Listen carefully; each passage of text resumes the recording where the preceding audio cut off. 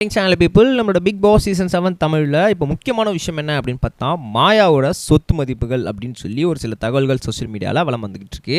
என்னப்பா சொல்கிறீங்க, மாயாவோட சொத்து மதிப்புகளா இப்போ என்ன திடீர்னு அப்படின்னு கேட்டிங்கன்னா, திடீர்னு ரொம்பவே ஸ்பீடாக எல்லா கண்டஸ்டன்ஸோட சொத்து மதிப்புகள்லாம் பிரபலமாயிட்டு இருக்கும் சமயத்தில் நம்மளோட டாப் 3ல் மாயா 3rd இருந்துட்டு இருந்தாங்க. அப்படியோட மாயாவோட சொத்து மதிப்புகள் என்ன அப்படின்றத இந்த வீடியோவில் பார்க்க போகிறோம்.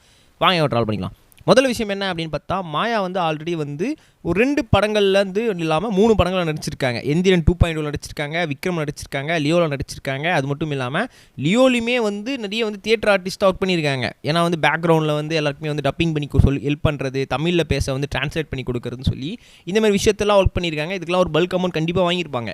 இது மட்டும் இல்லாமல் பிக் பாஸ்க்குள்ளேயே நம்மளோட மாயா என்ன சொல்லியிருந்தாங்க அப்படின்னு பார்த்தீங்கன்னா, ஆல்ரெடி எனக்கு 4 படம் கமிட்டில் இருக்குது, நான் பண்ணிகிட்டு இருக்கேன், ப்ளஸ் நான் டேரக்டராகவுமே ஆக போகிறேன் அப்படின்ற மாதிரியும் சொல்லியிருக்காங்க. ஒரு கதையுமே லோகேஷ் கிட்ட கொடுத்துருக்கேன். ஸோ அதையுமே அவங்க ப்ரிப்பேர் பண்ணிட்டுருக்காங்க அப்படின்ற மாதிரியும் சொல்லியிருக்காங்க. ஸோ கிட்டத்தட்ட நிறைய ஒரு கலெக்ஷன்ஸை வச்சுருக்காங்க, ஒரு லைன் அப் நிறைய வச்சுருக்காங்க அப்படின்னும் போது ஒரு பல்க் அமௌண்ட் தான் அவங்க கண்டிப்பாக வச்சுருப்பாங்க. அது மட்டும் இல்லாமல் மாயா கிட்டத்தட்ட ஒரு 30 லட்ச ரூபா பிபியில் சம்பளம் வாங்கினாங்க மொத்தம் ஒரு 105 நாட்களுக்குமே. அதுக்கப்புறம் நிறைய ஃப்ளாட்ஸ் வந்துச்சு, நிறைய கிஃப்ட்ஸ் வந்துச்சு, நிறைய வவுச்சர்ஸ் வந்துச்சு. ஆல்ரெடி வீட்டில் வர ஒரு கார் வச்சுருக்காங்க. கிட்டத்தட்ட அவங்களோட சொத்து மதிப்புகள் 2 கோடிக்கு மேலே அப்படின்ற மாதிரி தகவல்கள் வெளிவந்துட்டுருக்கு. என்னப்பா சொல்கிற, பரபரப்பாக நிறைய சொல்லிட்டு 2 கோடி தானா அப்படின்னு கேட்டிங்கன்னா, இது 2 கோடின்னு தான் கேள்விப்பட்டிருந்தோம். ப்ளஸ் என்னென்னா அவங்க நிறைய இந்த டொனேஷன்ஸ் வேலையெல்லாம் பண்ணுறாங்க. ஸோ அதுக்காக நிறைய டொனேட் பண்ணுறாங்க. ஸோ அதனால் அந்த சொத்து மதிப்புகளில் கொஞ்சம் அங்கங்கே இடிக்குது.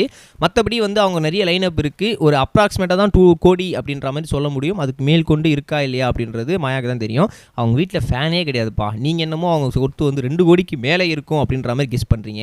அவங்களே ஃபேன் இல்லை, ஏசி இல்லைன்னு கஷ்டப்பட்டுட்டு இருக்காங்க. பார்த்துக்கலாம், விடுங்க. Next video side by.